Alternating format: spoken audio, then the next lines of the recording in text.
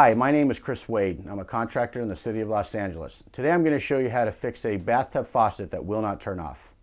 Okay, basically you have to pull this whole assembly apart because you're going to find that no matter how hard you turn this knob to shut it off, water is still coming out of the spigot. So you undo the screw that's in here, pull this off, unscrew the beauty ring, pull off the escutcheon plate.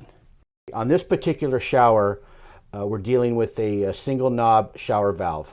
So when you pull all that off, you're going to notice that there's two valves in here, one hot, one cold. These you need to pull out. You're going to have to use a wrench. You're going to have to find the one that fits it. And you're going to have to pull this out. And out comes a little assembly piece. And again, before you do any of this, you always turn the main water off, because once you undo these, you're going to have water coming all over the place. Very important, turn the water off. Once you get this off, you're going to see pretty much that this is an assembly that has a little spring inside here.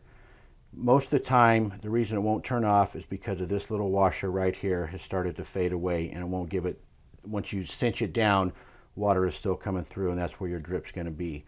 Most of the time you can find these washer replacements, but if you cannot, you just need to buy this little assembly thing. And it's always a good idea, if you're going to replace the hot one or the cold one, you replace the other one as well.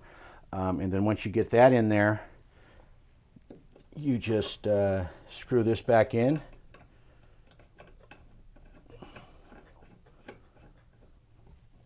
Tighten it down.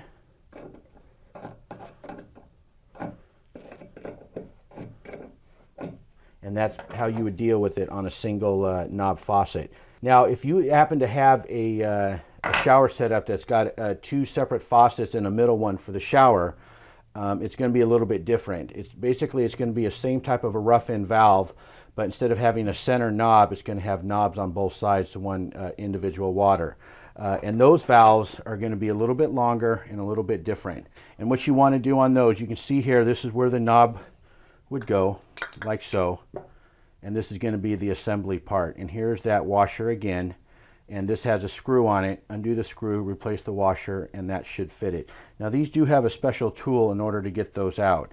And since they all come in different sizes, you just have to find the right one that fits on it. And just take it out. Again, always very, very important to turn the water off. Once you remove this, you're going to have water all over the place.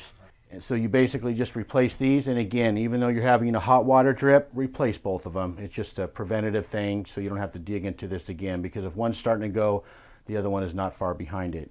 That's pretty much how you deal with that. So good luck to you.